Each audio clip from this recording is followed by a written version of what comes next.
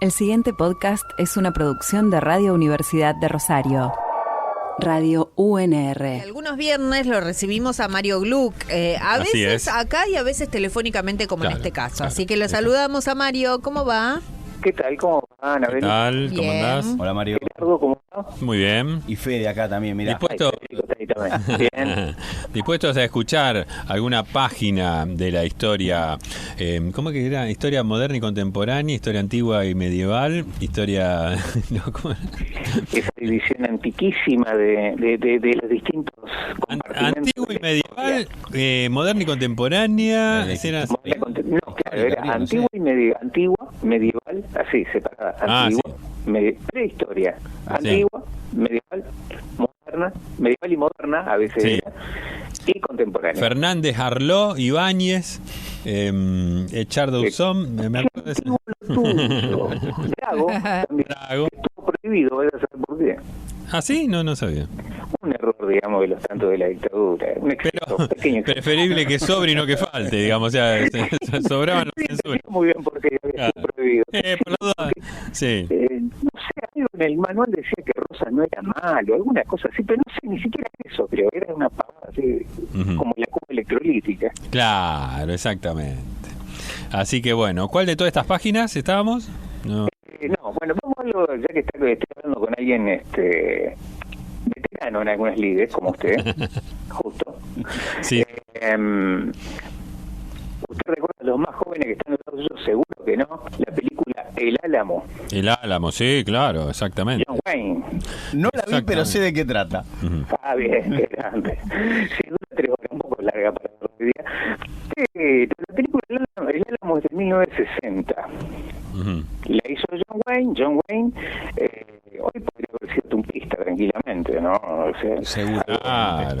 Claro. Era un señor bastante reaccionario, bastante supremacista blanco, o sea... Se cansó de matar indios. Completito. Era completo, pero tan completo que hay una cosa que en la película no aparece del todo. Porque ¿cuál es el acontecimiento del Álamo? Es, según la épica, digamos, de John Wayne, es la insurrección de unos tejanos que se sentían oprimidos por la dictadura mexicana. Ajá. En 1836. Y eso le dio pie a Estados Unidos de decir, no, tenemos que defender. Y nos vamos a quedar con todo este territorio. De paso, cañazo. Error. Estados Unidos no defendió nada ahí. A ver, ¿cómo es la historia del Álamo y cómo es la historia de Texas? Que Texas, ustedes saben, originalmente era mexicana. Ajá. Se perdió después, 10 años después, se perdió la mitad del territorio mexicano en manos de Estados Unidos. Pero Texas, originalmente, ex colonia española, ex mexicana, pero el tema es que ni la colonización española había llegado del todo allá. Es más, los últimos hechos que hizo la colonización española fue concederle a un señor llamado Houston, casualmente, concederle una colonización para gente de origen anglo. Se pidió que primero fueran católicos y que se subordinaran a la corona española, pero bueno, no se cumplió del todo. Y esa región ya empezó a ser colonizada por ingleses antes de la independencia, mexicana.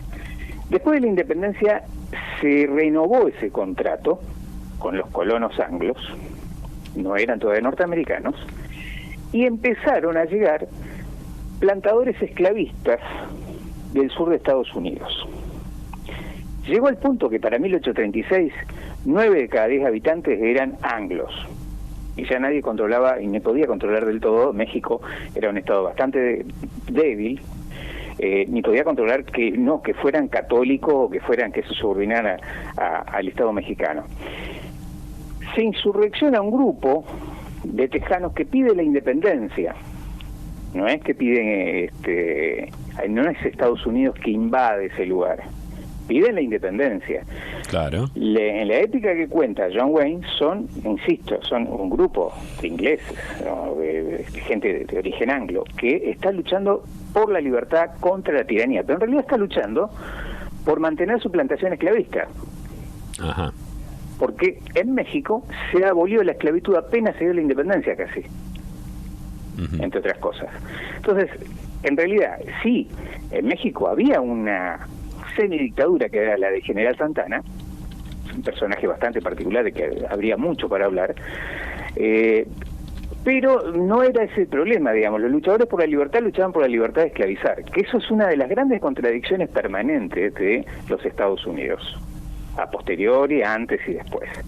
Entonces, en realidad, todo el expansionismo norteamericano empezó bastante antes, porque a partir de esas 13 colonias, muy prósperas, las 13 colonias británicas que se separan en la primera independencia de América, en 1776, se separan de Inglaterra, empiezan lo que se llamó la conquista del oeste, que era esto de buscar tierras hacia el oeste, tierras que estaban en un punto, entre comillas, vacantes, pero había comunidades indígenas que fueron arrasadas, bueno, pero fueron inmigrantes y fue, no fue un estado con un ejército a ocuparlo. Eran gente armada que iba, colonizaba, claro, que y se apropiaba de la tierra. En lo que se dice, ¿no? Que fue colonizada por familias en lugar de un ejército. Exactamente. Que eso es lo más potente que tiene Estados Unidos.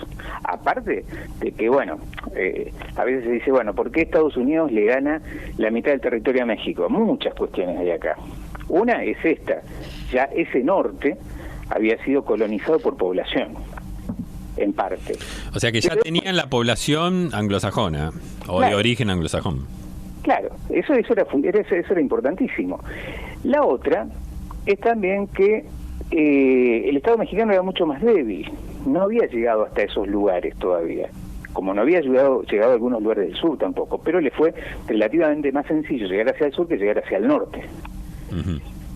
Y claro, esa cuestión de que van expandiendo las fronteras, y hay una competencia permanente. Ustedes saben que la independencia norteamericana se dio en nombre de la libertad y la república, con, insisto, la contradicción de que hay la mitad de las colonias eran esclavistas.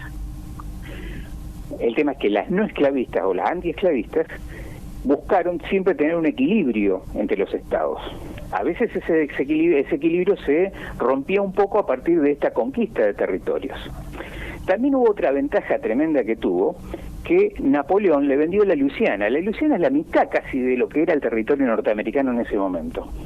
La Luisiana no es solo el estado de Luisiana, son muchísimos estados más hoy día. Uh-huh. Entonces, ahí tenemos expansiones por el lado de la compra, cuando Napoleón le vende la Luisiana, que era un territorio que era originalmente español, se lo quedó Napoleón, y Napoleón, por necesidad de guerra, se lo vendió a Estados Unidos. Texas, a posteriori, en el camino se plantea una segunda guerra de independencia en un punto con Inglaterra en 1823, que es una guerra que Estados Unidos también pretende expandirse. Se pretende expandir hacia Canadá, que es todavía inglesa. Uh-huh. La pierde esa guerra.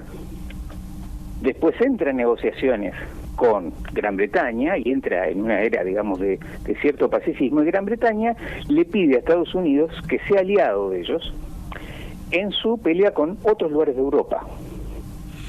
Claro, ahí es donde se forma ese acuerdo entre Estados Unidos y Gran Bretaña, ¿no? Que va a durar hasta hoy, digamos, o sea, una cosa así. Más o menos. Hay un acuerdo de que no entre otra potencia europea a América, por ejemplo. Un acuerdo que Monroe, el famoso Monroe de la doctrina Monroe, la termina dando vuelta y dice, no, ni siquiera Inglaterra, América para los americanos. Que se va a transformar esa consigna original, que era muy pretenciosa, porque Estados Unidos todavía no estaba en condiciones de andar invadiendo América, el resto de América. Uh-huh. No era todavía la gran potencia que es hoy, pero permitió, se fue resignificada de distintas maneras, hasta la resignificación que hoy día Trump expresa con mucha claridad, de decir, América es para los americanos e incluye Groenlandia, digamos. O sea, se fue bien lejos, digamos. Claro. Para los americanos del norte sería, ¿no? América. Sí, pero ellos se reivindican América. Ellos son América. Bueno, es el único país del mundo, esto lo marcaba ya un filósofo judío húngaro que se exilió en Estados Unidos durante la Segunda Guerra Mundial, Hans Kohn, que decía, es el único país del mundo que no tiene nombre propio. ¿Que no tiene, perdón? Nombre propio. Nombre propio. Claro. Se llama Estados Unidos. Punto. De claro. América. Bueno, es lo mismo que si acá se llamara, porque esto a veces no queda claro, es lo mismo que si acá se llamara República de América. Exacto. Porque Estados Unidos es una... Bueno, poner República de Sudamérica. Pero se llamaría así. No tiene nombre propio. En Europa todos los países tienen nombre propio. Claro, esos son Estados Unidos, que es una manera o una forma de gobierno en Estados Unidos. Porque también había Estados Unidos de México y Estados Unidos de Brasil. Claro, Estados Unidos de América. Estados Unidos de América. Lo que pasa es que ellos le dejaron el América, y a partir de eso la confusión total, y para el resto del mundo que no es americano, ellos son los americanos. Cuando dice de hecho, mucha gente acá en Argentina dice no, porque los americanos, y vos decís, pero bueno, americanos somos todos. Claro. Es un continente. Sí. Claro, pero quedó americanos, quedó esa idea dando vueltas también. Y bueno, es que también desde Europa, que Estados Unidos es el primero que recibe migraciones, no conquistadores ni nada que se le parezca, ni que ya lo había recibido, ni esclavos, que también lo había recibido, pero inmigrantes que van con la perspectiva de prosperar en un lugar determinado. Es el primer país del continente que recibe esto, pero lo recibe también con la expectativa de que estos dice, bueno, a ver, el primer lugar donde se dice vamos a hacer la América es allá, no acá. Claro, exacto. El segundo lugar terminó siendo Argentina, por ejemplo. Venían a hacerse la América. ¿Cómo? Se decía así, venían a hacerse la América. Hacerse la América. Ajá. Y una vez escuché una declaración de uno de los inmigrantes que fue a hacerse la América, y una frase que me encantó, porque decía: yo fui a América porque había escuchado que allá las calles estaban pavimentadas en oro. Y cuando llegué descubrí que no estaban pavimentadas. 3 cosas, dice. No estaban pavimentadas en oro. Segundo, no estaban pavimentadas. Y tercero, esperaban que yo las pavimente. Claro, pero esa era la idea. Lo que pasa es que también hay algo de cierto en todo esto. No estaban pavimentadas en oro, ni mucho menos. Más allá de que también hubo, entre las tantas cosas que pasaron en Estados Unidos, que tiene una historia realmente muy, muy rica, muy interesante, lo que tuvo en un momento fue una fiebre del oro, la famosa fiebre del oro, pero no fue lo más importante, digamos, una fiebre del oro. Allá lo más importante, que esto lo destacaba la otra vez, escuchaba un historiador mexicano que discutía con los otros historiadores revisionistas mexicanos que dicen, acá la cuestión de que se perdió la mitad del territorio es por la traición de nuestras clases dirigentes, porque nuestras clases dirigentes no tuvieron la lucidez como para, etcétera, etcétera, etcétera. A ver, dice, México tiene en sus orígenes vías navegables naturales en gran extensión. No. Estados Unidos sí tiene, y muchas, y la tiene de las 13 colonias. Puertos significativos, todo, hay una serie, es una línea de puertos que hay, por lo menos en el Atlántico. Otra, para llegar a ser un país industrial, que eso es lo que te convierte a posteriori en una gran potencia. Posibilidades de tener carbón y acero a mano, digo a mano en el sentido de en lugares a los que se pueda llegar sin demasiado esfuerzo, sin tener que recurrir a medios mecánicos como el ferrocarril. También lo tiene Estados Unidos. México no tiene ni vía navegable, ni tiene carbón y acero de fácil acceso. Digo, México, podría decir cualquier país latinoamericano. O sea, a ver, acá hay un privilegio en un punto natural, que también hay que tenerlo en cuenta, más allá del espíritu conquistador y todo esto que también está. Son varias cosas, como uno podría decir, haciendo una metáfora astrológica, para que los planetas lleguen a encontrarse y dar como resultado esto que terminó siendo Estados Unidos. Pero bueno, esto es un poco, de alguna manera, el origen de todo esto. Después, bueno, las cosas se van dando casi, si se quiere, de forma relativamente natural. Claro, en 1936 se da la independencia de Texas, primero independencia, después Texas pide incorporarse a la Unión, cosa que es aceptada pero con cierta reticencia, pero termina aceptándose, y después de ahí a que 10 años después Estados Unidos entre en guerra, a partir de que los colonos van avanzando, no es al revés, digamos, no es que el Estado avanza sobre el territorio con un ejército solamente y que después vienen los colonos, es al revés a veces, que eso termina redundando en una guerra con México, que México la pierde. O sea que México no tenía carbón, no tenía acero, y donde podía haber tenido petróleo lo perdió. Bueno, es que en realidad en el norte de México sigue habiendo petróleo, pasa que no se conocía el tema del petróleo todavía cuando pasó esto.